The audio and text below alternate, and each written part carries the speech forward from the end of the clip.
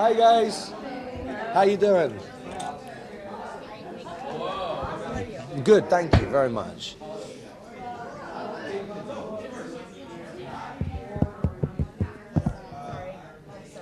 Always interested to come to a table and then silence. Silence, you know. So where are all the bodies buried? My backyard at home. Tell us everything, so tell us everything. Yes, tell us everything. Spoilers, right?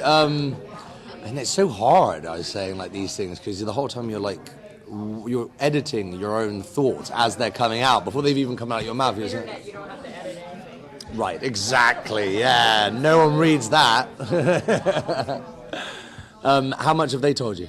Yeah, nice try. Yes, everything. Okay, good. So I can speak freely. Yeah, it's funny this actually. Luckily, my character, even though he's very different, does exist in the novels. He's a little older than I am, but it's nothing like it. So I can't tell you much. No, I played Dr. Felix Babineau, who's a neurosurgeon, a brain surgeon, who's given the rather impossible task of bringing Brady back from the dead after his skull was caved in, and then goes on to sort of maybe experiment a little. There we go. Now I'm intrigued. Yeah. Sounds like rough justice. Yeah.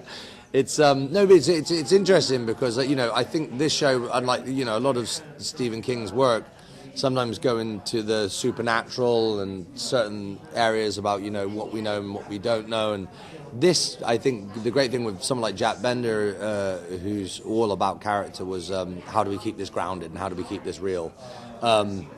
Sure, it has maybe more elements of, I don't want to say the supernatural, but there are certain things that may be leaning a bit more into Stephen King than there were in the first season or the first novel. But it's still very much character driven, and you got Brendan Gleeson at the helm, and there's no one better for that. What did I'm assuming you watched the first season before you went to the second. I did. How did that kind of play into or help you figure out how you fit into this cast? Well, I haven't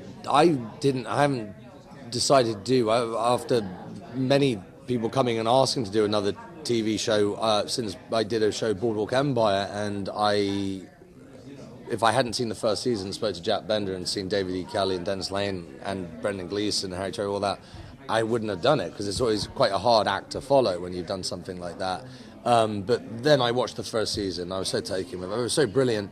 And, it's not what I was expecting. I think it was, it was sort of beautiful. It was profound. It was cool. And then Jack called me up and said, hey, would you come do this? And he sort of explained the character to me. And I was just laughing because I was like, and then I went and shot it, and it was nothing that he explained. It was a completely different character. It was, as the season went, I was like, this isn't what we talked about. And I was like, well, I guess I'm surprised. So hopefully an audience will be too. We'll see. So obviously in the first season, some of the big shocking moments are just like the big body counts and just like the gruesomeness. Yeah. Are we going to have that level of gruesomeness in season 2?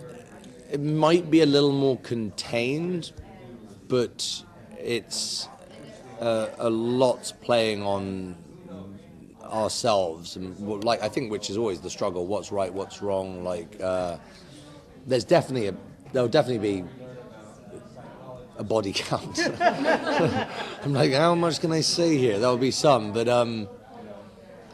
yeah, it's it's looking back, also how certain things affect us, how do we get over them, how do we persevere. My character very much about, if something can be helpful to the masses, if you can save millions, is it worth sacrificing the few type thing, which I think is an ethical question, and I think a lot of doctors, it's that whole thing of if someone's lying on a bed and you find out that they're a serial killer, do you save their life? It's like, well, if you're a doctor, you take the oath, and it means that you do what you can to save anyone, be it a mass murderer, serial killer, pedophiles. In a sense, you've got to sort of block that out. You've just got to do your job. And then, but if you're meant to do that, then like how much can you parlay that into, well, if I'm saving that guy's life, someone who killed loads of people, then if I'm to save millions of lives at the detriment of X, Y, Z, why is that not my duty to, persevere, I guess. I take it Hodges, though, is not going to be super excited He's about also this. happy. A happy guy in it. Yeah, Brendan's so good. I was going to say, actually, wouldn't he be more excited? Because at the end of season 1, he wants him to wake up so that he can kill him. Yeah, there's. I know that's the thing. Then it goes a little sideways, and he's not as happy. Going along that oath question, because obviously, yes, you should take, like that, the patient shouldn't be all that matters, but it sounds like he kind of takes liberties. Yeah. Is that partly because of who this person is? Well, I also have a wife who might be compared to Lady Macbeth. She's working for a pharmaceutical company, and they sort of partner up and push the envelope a little and maybe take a few liberties within the profession, which leads to some pretty exciting stuff. But by the way,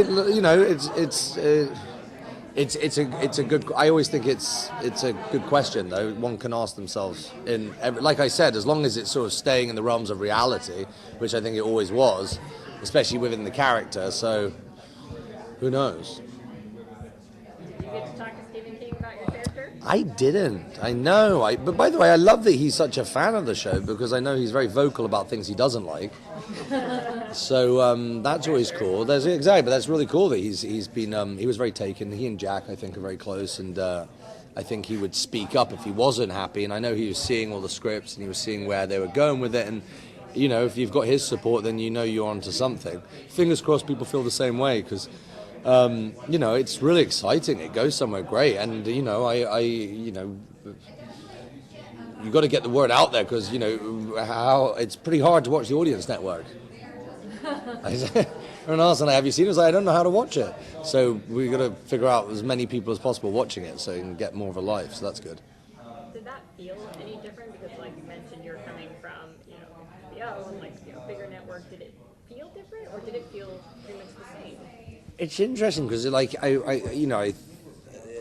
think the pedigree of the show was quite similar in the sense, well, when you've got David E. Kelly and you've got Dennis Lehane, who actually worked on Boardwalk with me for a bit, and Jack, and great actors like Brendan and Harry, who I knew a bit before it, and everyone else. It's I think it was interesting. I hadn't really thought about doing something, and it took a little persuading, but Jack was really good at it.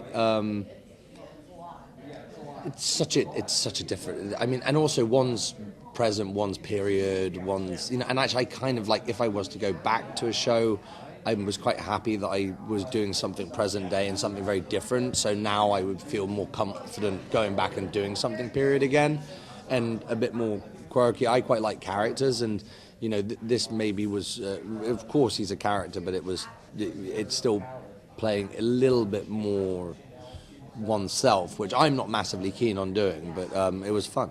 So. Well, this kind of ethically ambiguous doctor figure is, not uncommon in TV shows and literature. Yeah. Is there any portrayal that you remember that you drew inspiration from? Frankenstein. No, I'm joking. Of course not. No, I sort of looked at me as a doctor. I think anyone who's really gifted and good at what they do, obviously has ambition and wants to push the boundaries and take it as far as they possibly can. I think that's in any single profession. I think we all feel the same way. And in the medical profession, if you were given the opportunity to take your medicine or your craft, whatever it is, further, then I'd jump on it. So I'd be unethical as a doctor. I'd kill everybody. There we go. Thanks, guys. See you later.